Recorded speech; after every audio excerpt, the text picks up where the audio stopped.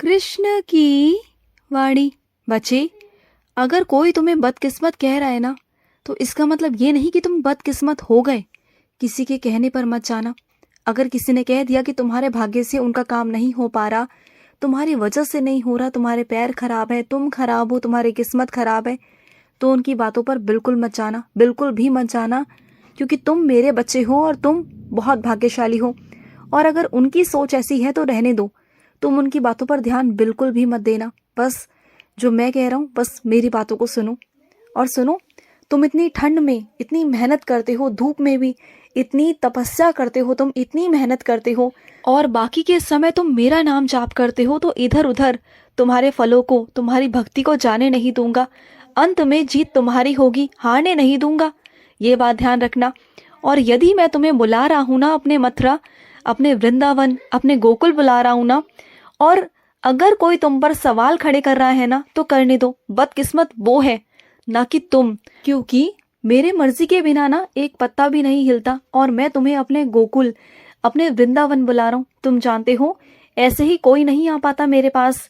सब सोचते रह जाते हैं, सबकी सोच में होता है, लेकिन वो मेरे पास आ नहीं सकता।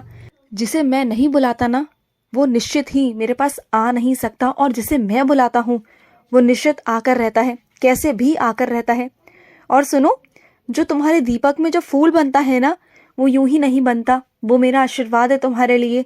वो इसलिए बनता है क्योंकि मैं तुम्हारी भक्ति को, तुम्हारी पूजा को स्वीकार करता हूँ। सुन रहे हो ना, तुम्हारी भक्ति को और पूजा को स्वीकार करता हूँ मेरे बच्चे। और सुनो, कुछ ही दिन पहले तुम्हारे ऊपर एक काम आया था, और वो काम तुमने अपनी तरफ से अधूरा छोड़ दिया है। उस काम को तुमने तभी टाल दिया था, तुमने सोचा था कि तुम कुछ दिनों बाद उस काम को करोगे, लेकिन अब वो काम क्यों नहीं कर रहे हो तुम?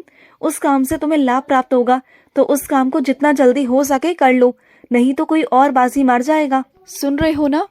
और सुनो, तुम्हारे कृष्ण को तुम कभी अनंत कहते हो, कभी त्रिगुण स्वरूप कहते हो, तो कभी मुझे तुम नारायण कहते हो। हाँ, तो फिर जब इतना भरोसा है तुम्हें मुझ पर, मुझे महसूस करते हो तुम, और तो फिर मैं तुम्हारी माँ हूँ, मैं तुम्हारा पिता हूँ, तुम पर कभी कोई हानि नहीं आने दूंगा। और जो मेरे आशीर्वाद देने के तरीके हैं ना, वो बहुत अलग अलग होते हैं। तो फिर मेरे आशीर्वाद पर तुम्हारे सवाल क्यों उठते हैं? हाँ, नहीं उठने चाहिए ना। अगर तुम परेशान हो या किसी वजह से, तो इसका मतलब ये तो नहीं ना कि मैं तुम्हारा साथ नहीं दे रहा या मैं तुम्हारे साथ नहीं हूँ।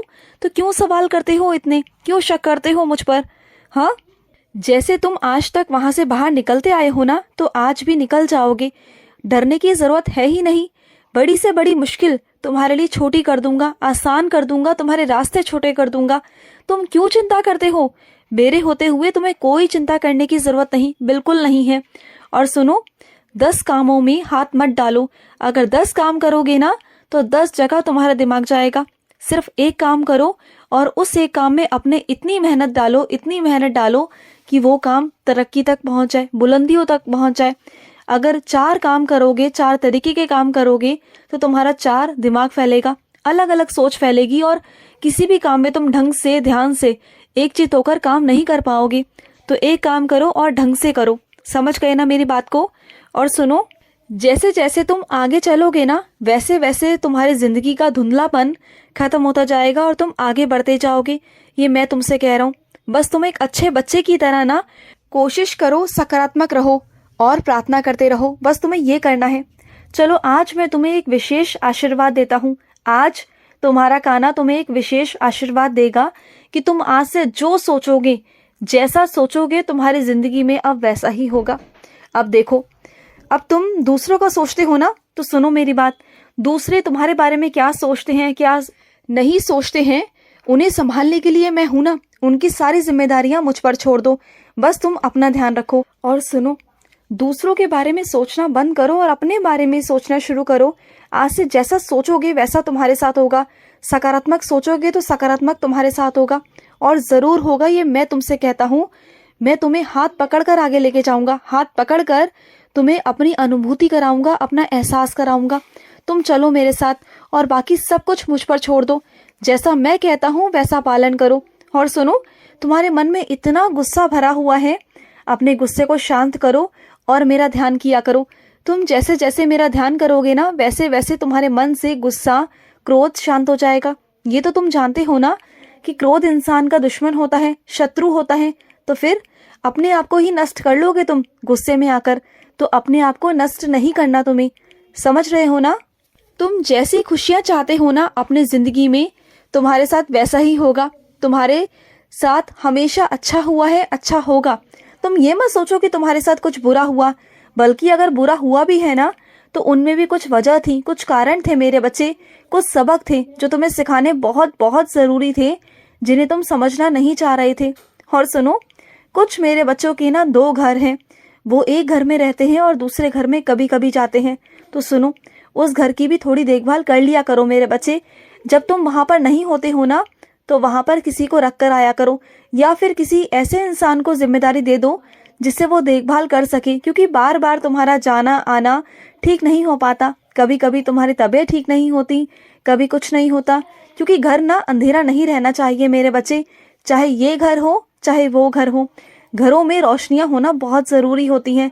समझ रहे हो ना मेरी बात को? तुम किसी ऐसी जगह पर जाने वाले हो जो इंसान चढ़ाई कर गया, चढ़ाई मतलब वो सीधा मेरे चरणों में आ गया। तो वहां जाकर डरो मत और ना वहम करो, क्योंकि वही जिंदगी का सत्य है मेरे बच्चे, वही जीवन का सत्य है। तो उन चीजों से डरना नहीं चाहिए, बल्कि उसका सामना करना चाहिए। जीना एक झूठ है मेरे बच्चे, एक माया जाल है, और मरना सच है मेरे बच्चे। तो क्यों डरना? और वैसे तो ये आत्मा अमर है मेरे बच्चे। ये आत्मा कहाँ जाती है? आत्मा एक शरीर को छोड़ के दूसरे शरीर में प्रवेश कर जाती है। तो डरना किस बात का है मेरे बच्चे? डरा बिल्कुल भी मत करो, समझ रहे हो ना तुम? डरना बिल्कुल भी नहीं है तुम्हें। और सुनो, आज मेरी पसंद का खाना तुम्हारे थाली में परोसा जाएगा मेरे बच्चे। आज तुम्हें खाना खाना है, वो भी मेरी पसंद का। हर बार मैं तुम्हारी इज्जत रखता हूँ, हर बार तुम्हारी पसंद का ख्याल रखता हूँ, लेकिन इस बार तुम्हें मेरी पसंद का ख्याल रखना होगा। चाहे तुम्हें स्वाद आए ना आए, लेकिन तुम्हें खाना होगा। तुम्हें आज मेरी इज्जत करनी होगी, मेरे बारे में सोचना होगा, और आज खाना खाना होगा। समझ गए ना? और सुनो, तुम्हारी सलामती के लिए कोई मुझसे रोज प्रार्थना करता है, और आज उसी की प्रार्थना की वजह से ना तुम्हारे पर एक संकट आने वाला था जो टल गया मेरे बच्चे। जो तुम्हारे लिए ना बहुत बहुत दिल से मेरे आगे प्रार्थना करता है, रोज प्रार्थना करता है, और इतना दिल से करता है कि क्या बताऊं। तुम्हारे आगे वो ऐसा नहीं दिखाते, लेकिन तुम्हारे पीठ पीछे तुम्हारे लिए ही प्रार्थना करते हैं। तुम्हारा नाम ले लेकर रोज मेरे आगे जाप करते हैं, प्रार्थना करते हैं। मैं क्या बताऊं तुम्हें कि वो तुमसे कितना प्यार करते हैं मेरे बच्चे। और आज उन्हीं की वजह से तुम पर आया हुआ संकट टल गया मेरे बच्चे। और सुनो, पीछे मत हटो। तुम पीछे हटने की सोच ही नहीं सकते। जब तुम इतना आगे आ चुके हो तो पीछे हटने का कोई सवाल ही नहीं है मेरे बच्चे, कोई सवाल नहीं। तुम हार ही नहीं सकते, तुम मेरे बच्चे हो। और तुम्हारे कान्हा ने कभी हारना नहीं सिखाया, तुम्हारे कान्हा ने हमेशा जीतना सिखाया है। बस कुछ दिन की बात है, कुछ दिन आगे चलो, उसके बाद तुम खुद महसूस करोगे कि सब कुछ अच्छा हो रहा है तुम्हारी जिंदगी में। बस आगे बढ़ो, मैं हूं तुम्हारे साथ और हमेशा रहूंगा। तुम बिल्कुल चिंता मत करना, तुम्हारा साईं हमेशा तुम्हारे साथ रहेगा। बस तुम्हें मुझ पर भरोसा दिखाना होगा। और सुनो, किसी की गलत सलाह को कभी भी सम्मान कर कर मान मत लेना। हाँ, मानता हूँ कि वो तुमसे बड़े हैं, बुजुर्ग हैं, लेकिन अगर गलत सलाह दे तो मानने की कोई जरूरत नहीं। गलत चीज तुम्हें नहीं करनी है, चाहे कोई वो छोटा सिखाए या बड़ा सिखाए। गलत गलत होता है मेरे बच्चे। तुम्हें गलत चीजों पर नहीं चलना, बिल्कुल नहीं चलना। खुश रहो। आज का कृष्ण संदेश समाप्त हुआ। जय श्री कृष्णा।